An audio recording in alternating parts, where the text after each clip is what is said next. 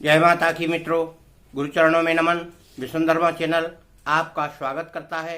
आज आपको बताएंगे मित्रों, आज हम उन साधकों के लिए यह बताएंगे कि किस साधक को कितनी माला जाप करना चाहिए या कितने मंत्रों का जाप करना चाहिए, क्योंकि अलग अलग साधक अलग अलग तरह की साधना करता है और कोई कोई साधक कम साधना में ही संतुष्ट रहना चाहता है।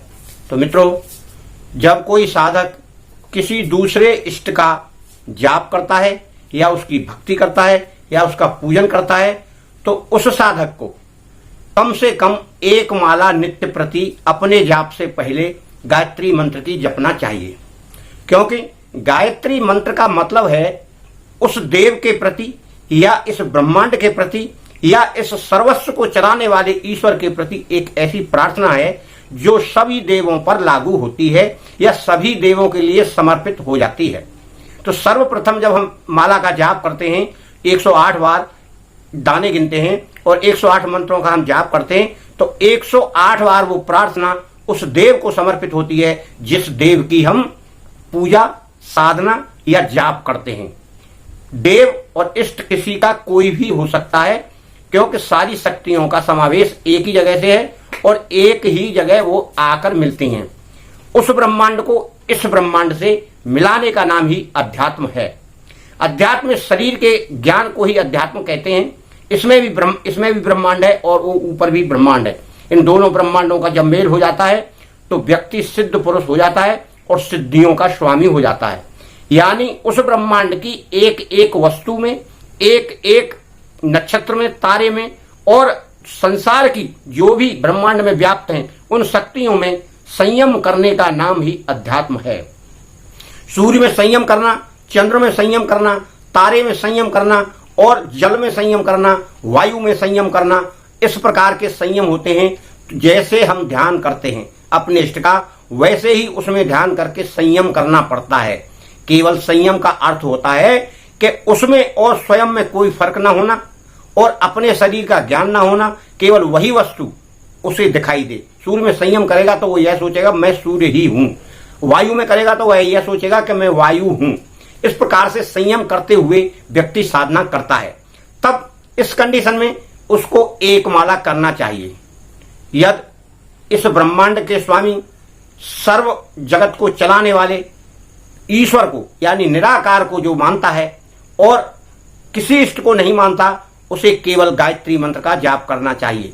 वह गायत्री मंत्र 1 माला, 3 माला, 5 माला नहीं तो सर्वश्रेष्ठ है 11 माला। रोजाना 11 माला वह करे तो बड़े आराम से, बड़ी सरलता से वह बहुत बड़ी सिद्धियों का स्वामी बन सकता है और उन सिद्धियों का प्रयोग वह जन कल्याण के लिए ही करेगा, क्योंकि सिद्ध पुरुषों का काम जन कल्याण करना होता है। इसी के लिए वो अपने जीवन का उद्धार करते हुए इस संसार का उद्धार करते हैं। पहले भी शास्त्रों में हमें बताया गया है या हमने सुना है कि महात्मा दधीच ने अपनी शरीर की हड्डियां वज्र का अस्त्र बनाने के लिए देवताओं को दान की थी और कई साधु संत, महात्मा, ऋषि, मुनि जिन्होंने जन कल्याण के लिए बहुत बहुत सारे कार्य किए हैं।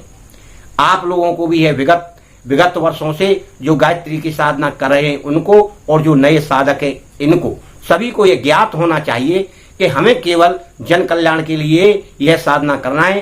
किसी के प्रति दुर्भावना, द्वेष भावना या बदला लेने की भावना से कोई भी कार्य नहीं करना है। यदि आपको आंखों की शक्ति आ जाए, इच्छा शक्ति आ जाए, सुनने की शक्ति आ जाए, कुछ करने की शक्ति आ जाए, उस शक्ति का प्रयोग केवल उपयोग करना है भले के लिए, कल्याण के लिए। तब आपकी शक्ति का मूल्य है, अन्यथा आपकी शक्ति का कोई मूल्य नहीं है। आपने घर में बंदूक रखी है, चाहे जिस पर चलाएंगे तो आपको उसका दंड भोगना पड़ेगा और अगर जरूरत पड़ने पर आप नहीं चलाएंगे तब ये आपकी गलती है। आपके पास अस्त्र होने का मतलब है जरूरत पड़ने पर उससे काम लेना। मित्रों, आप अपने अपने स्तर से इस तरह मालाओं का जाप करें। साधारण मनुष्य 1 माला करे और दिन भर मन में जाप करे, चलते फिरते जाप करे तो अति उत्तम है। उसमें कोई बंधन नहीं, कोई क्रिया नहीं, कोई पाबंदी नहीं है, कि हम कब करें कब नहीं करें। माता का ध्यान करते हुए गायत्री मंत्र का जाप कर सकते हैं, बोल सकते हैं, कभी भी बोलें। और जो व्यक्ति नियम यम लगाकर साधना करते हैं समय से, रोज ब्रह्म मुहूर्त में उठकर 1 माला 2 माला 5 माला 3 माला जो करना चाहें करें, और उसके बाद हर 8वें दिन इतवार की इतवार यानी रविवार की रविवार वो हवन करते हैं, तो उनके लिए भी यह एक साधन अच्छा है और उनकी भी उन्नति उस सिद्धि प्राप्ति में होती है, वो ऐसा कर सकते हैं। और जिन पर समय अधिक है तो वह सुबह दोपहर शाम को 5-5 माला कर सकते हैं, तो इस तरह उनकी 15 माला होती हैं। या कम समय है तो 2-2 माला कर लें, 3-3 माला कर लें, तीनों टाइम करने वाले के लिए बता रहा हूं। और सुबह शाम वाले 5-5 माला कर सकते हैं। केवल एक ही समय वाला 11 माला कर सकता है, और बहुत ही कामकाजी व्यक्ति है तो 1 माला तो करे ही। और कई स्त्री पुरुष बच्चे इस प्रकार के हैं जिन्हें गायत्री मंत्र जपना है, तो स्कूली बच्चे नहा धोकर तैयार होकर माता के सामने या अपने मंदिर के या साधना स्थल में खड़े हो जाएं, जहां उनके माता पिता साधना करते हैं या पूजा करते हैं। वहां खड़े होकर हाथ जोड़कर नमस्कार करें सभी देवों को, और कम से कम 3 बार गायत्री मंत्र बोलें और बोलकर प्रणाम करें, और फिर स्कूल जाएं या अपने कोचिंग जाएं, कहीं भी जाएं मित्रों। और काम करने वाला व्यक्ति 1 माला का जाप करे, पूजा करे, फिर 1 माला का जाप करे, जल भरे, उस जल को अपने घर में छिड़के और जल पिए, जल का इस्तेमाल करे, भभूति माथे पर लगाए। इस प्रकार गायत्री मंत्र से सारी चीजें अवमंत्रित हो जाती हैं। उनका उपयोग अपने कल्याण के लिए, अपने घर के कल्याण के लिए, और हो सकता है तो किसी दूसरे के कल्याण में भी काम आ सकता है। मित्रों, आपको इस प्रकार से गायत्री मंत्र का जाप करना है जो सभी का कल्याण हो और कोई घर का व्यक्ति ना छूटे। और भी कोई व्यक्ति ऐसा है कि जो नहीं कर सकता है, तो वह कम से कम 3 मंत्र 11 मंत्र 21 मंत्र का जाप डेली करे। वो सुबह करे और सोने से पहले कर ले, और सोते समय 3 मंत्र बोले, और उठे तो बिस्तर पर बैठकर गुरु को प्रणाम करे। उसके बाद माता गायत्री के 3 मंत्र बोलकर माता गायत्री से निवेदन करे कि माता हमारा दिन सुखी पूर्वक गुजरे, हम किसी का अनिष्ट ना करें, कोई हमारा अनिष्ट ना करे, सभी को सुख सुविधाओं सहित उन्नति के मार्ग पर आप चलाएं। आपको कोटि कोटि नमस्कार। उसके बाद अपने पूजा स्थल पर जाएं, जहां पूजा स्थल है वहां उनके दर्शन करें और उनको प्रणाम करके अन्य क्रिया, शौच क्रिया, ये क्रिया वो क्रिया जो आप घर गृहस्थी में करते हैं करें। फिर नहा धोकर पूजा अपनी शुरू करें। ये क्रिया हमारी डेली होना चाहिए, तब हमारा कल्याण है और हमें सिद्धि बड़ी सरलता से मिलेगी। और गायत्री जाप करने के लिए किसी व्यक्ति को ज्यादा ढोंग ढपाड़े की नहीं है, बड़ी सरलता से आप जैसे करते हैं उसी प्रकार करें। कोई कुछ भी कहे, आपको ज्यादा विचलित होने की जरूरत नहीं है। जितनी आपके पास श्रद्धा है, जितनी आपके पास श्रद्धा है, वो सब उनको अर्पित करें। जल है तो जल अर्पित करें, फूल पत्ती है तो फूल पत्ती अर्पित करें, और अगर अगरबत्ती प्रसाद नहीं है तो आप मन से उनको अर्पित करें।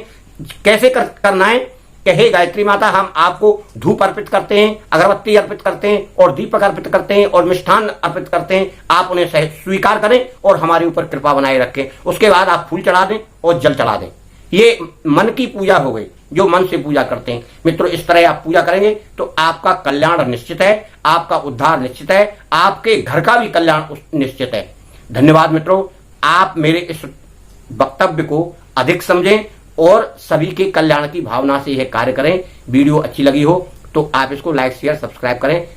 धन्यवाद। आपको माता गायत्री आपके परिवार को सुखी रखें।